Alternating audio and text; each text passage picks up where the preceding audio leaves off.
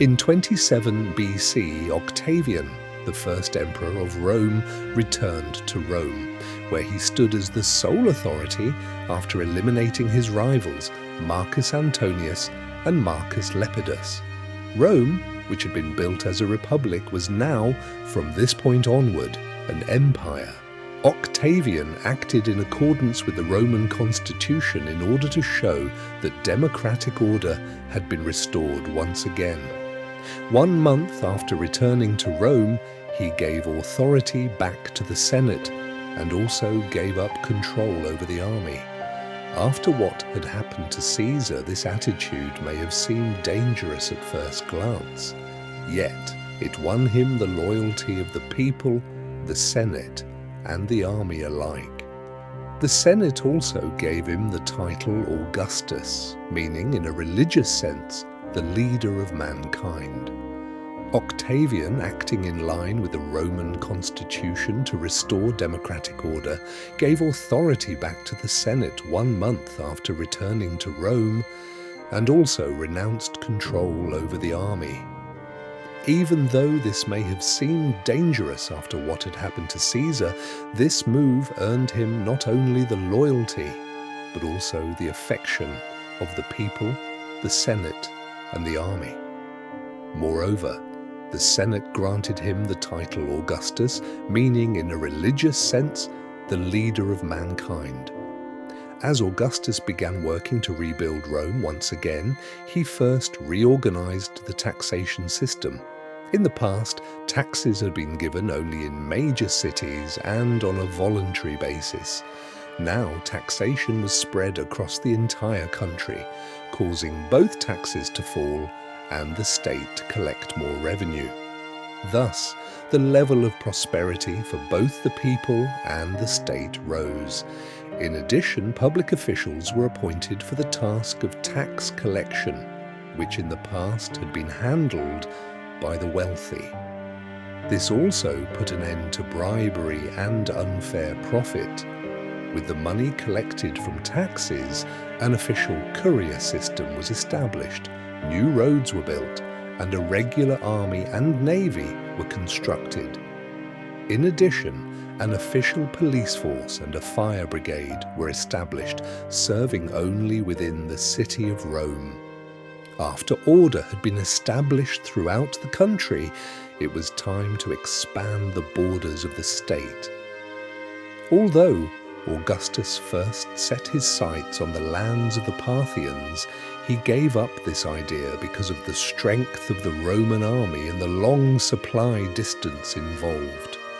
First, he brought under Roman control northern Spain, where the Celts lived in the west, and later the region stretching as far as the lands of present-day Switzerland. After that, campaigns of expansion were carried out eastward and southward in North Africa. In 25 BC, the lands of Anatolia were incorporated into Roman territory without war through a series of treaties. In 16 BC, the Roman army gained full control over the Alps, thus creating a buffer zone between Roman lands and the Germanic peoples who attacked them. As for the eastern side of the empire, a Roman army was stationed in Syria by Tiberius, Augustus's son-in-law, in order to guard against the Persian threat. Tiberius was not only a successful soldier, but also a very capable diplomat. By carrying out a successful foreign policy, he managed to take control, through political means, of the region stretching as far as Armenia, from the Parthians. Moreover, he supported Armenia, which was under Parthian occupation, helped free it from occupation, and secured its recognition as a vassal kingdom loyal to Rome. From that point onward, the Roman Empire became more occupied with problems in the west. In AD 6, the Roman army entered Germanic lands. Although it held that region, it was able to keep it for only 3 years. As the Germanic peoples refused Roman rule and launched rebellions, countless Roman soldiers began to lose their lives day by day. By AD 9, the Roman army was forced to withdraw from those lands. This region, known as Northern Germania, saw constant conflict and war, yet at no point did it come under the control of the Roman Empire. By AD 14, the 51-year-old Augustus had fallen ill, taken to bed, and become unable to govern the country. Since his male children and grandsons had died, there was no male heir left to whom he could leave the throne. For this reason, he adopted Tiberius and made him the heir of the empire. Augustus, the first emperor of Rome, died on August 19, AD 14 in Nola, the same place where his father Julius Caesar had died. While on his deathbed, his famous final words referring to the way he had ruled the empire were, "Did you enjoy the show?" After the death of Augustus, his stepson Tiberius, who put on the imperial crown, became the second emperor of Rome. According to the sources, although Tiberius was a very successful general, he had never wanted to become emperor. Moreover, before his death, Augustus had advised Tiberius to avoid campaigns aimed at expanding the empire's territory. In truth, Augustus himself had already enlarged the empire considerably through his own conquests. Tiberius also chose to continue preserving order and unity throughout the empire, just as Augustus had wished. But unfortunately, Tiberius had a suspicious and equally cautious character. Because of this, he had a headquarters built near Rome and stationed there a special imperial guard regiment. Again, because of his fears, Tiberius did not interact much with the people. After ruling the empire from Rome for 12 years, he withdrew from Rome in AD 26 and settled on the island of Capri. However, he continued governing the empire seriously from there. He also had an expedition carried out to the Crimean region, turning that territory into a Roman province. Yet after this successful campaign, Tiberius fell into despair when his son Drusus, who had fallen victim to a conspiracy, died at the age of 23. With his age now advanced, his health also worsened more and more. Tiberius died on March 16 AD 37 at the age of 77. After the death of Tiberius, his grandnephew Caligula was crowned as the new emperor. Unlike Tiberius, Caligula established warmer relations with the Senate and at the same time grew close to the people by taking part in gladiator fights.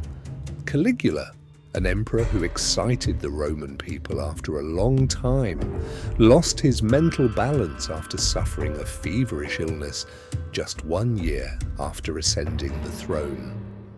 He began acting strangely. In the end, matters spiraled completely out of control when he ordered the death of the commander of the imperial guard, Marcus. After the execution of Marcus, the soldiers of the Guard Regiment rebelled, and in AD 41 they brutally killed Emperor Caligula, his wife, and his children. After the death of Caligula, his uncle Claudius was crowned and declared the new emperor. Because of an illness he had suffered in childhood, Claudius was deaf in one ear and lame in one leg. For that reason, he had remained distant from politics. Even so, militarily, he was a more active emperor than Caligula. In AD 43, he personally led the occupation of Britain, and from there, he moved toward Thrace, turning the semi-autonomous region of Thrace into a Roman province in AD 46. After ruling for 13 years, Claudius died in AD 54, poisoned by the food he had eaten. According to claims, the poison had been placed in his meal by his wife, so that Claudius's 17-year-old son Nero could ascend the throne. When Emperor Nero came to the throne, he was not even 17 years old. For this reason, his mother Agrippina held influence over the government for a time.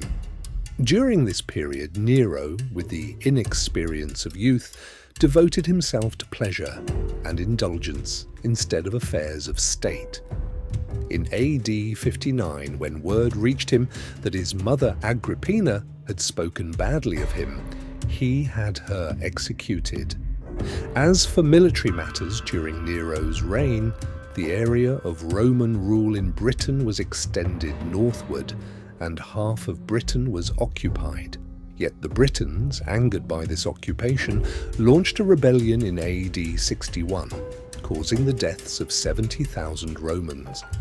The Roman army, however, was only able to suppress the revolt 2 years later.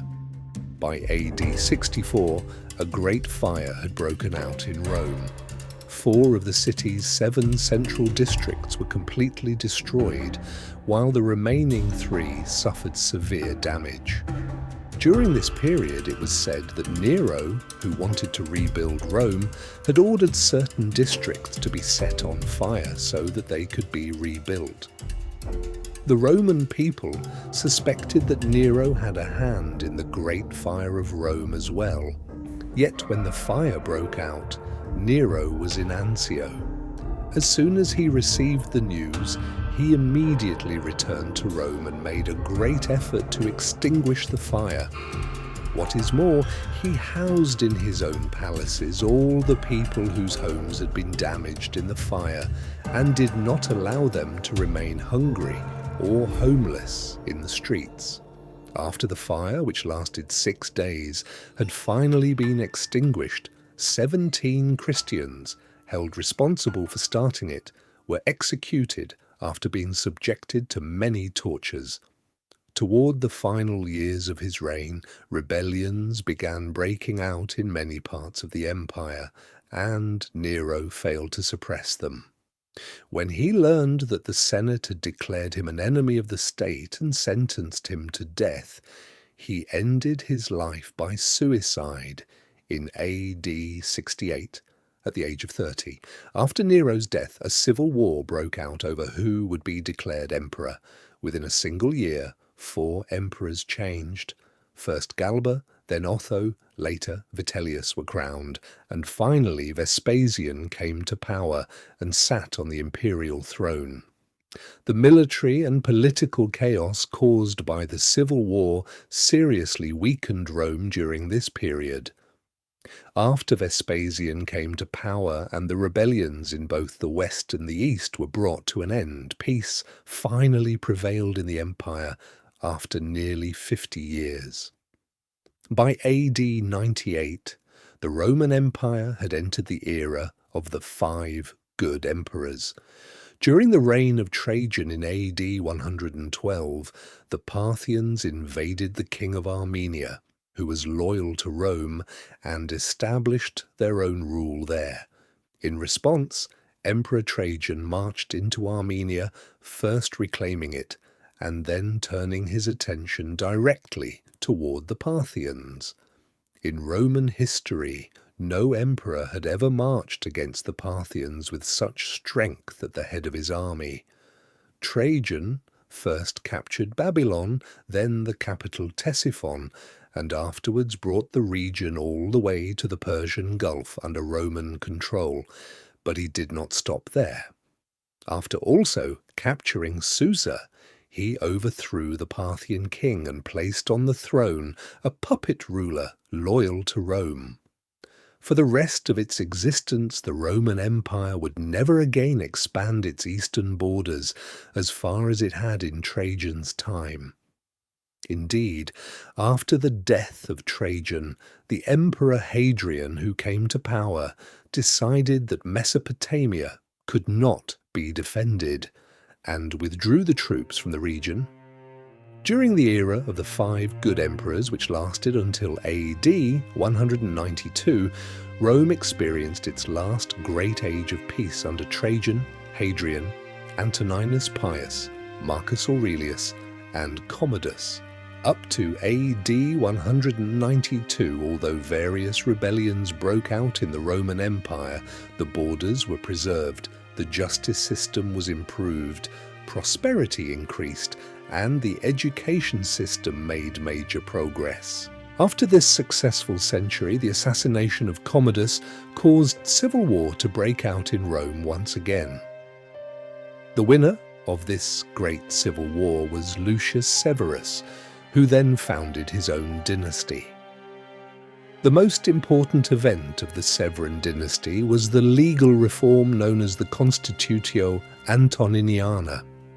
With this reform, all free citizens living under Roman rule were granted the status of Roman citizenship. The Severan dynasty managed to preserve the empire's borders until AD 235. After that point, however, civil war once again dominated the country for a time. Rome's military and political turmoil reached its peak in AD 260, when Emperor Valerian was captured in a war against the Sasanians. Valerian's son, Gallienus, chose not to avenge his father, but instead to suppress the various rebellions throughout the country. During this period, the governor of Syria, Septimius, founded an empire called Palmyra in Syria and its surroundings, and declared himself the ruler of that region. In the west, General Marcus Postumus also founded, in AD 260, the Gallic Empire, covering Gaul, Spain, and Britain, independent of Rome. Thus, in AD 260, the Roman Empire was divided into three parts. When Aurelian became emperor in AD 270, his first priority was to restore the unity of Rome. First, he launched a campaign eastward, defeated the army of Palmyra, and brought those lands back under Roman control. Then, he turned westward, defeated the Gallic army, and restored the lands of the Gallic Empire to central authority. Yet when Aurelian was assassinated and died in AD 275, a civil war lasting 10 years broke out in the empire. In AD 284, the man who defeated his rivals and claimed the imperial crown was Diocletian. During this period, the country was going through extremely difficult days, politically, militarily, and economically, while its lands were under constant attack from Iran in the east and the Germanic tribes in the west. Diocletian then divided the country into two parts in AD 285. He himself ruled the eastern half from Izmit, while his fellow soldier Maximian governed the western half from Milan. This system of rule came to be known as the Tetrarchy. Thus, as Rome transformed from a city-state into a vast empire, it left behind a long history shaped by wars, intrigues, great leaders, and destructive internal struggles. This process, stretching from Augustus to Diocletian, was the story of a transformation that changed not only Rome, but the fate of the entire world. To continue discovering the rise of Rome, its divisions, and the great legacy it left behind, do not forget to like the video and follow the channel.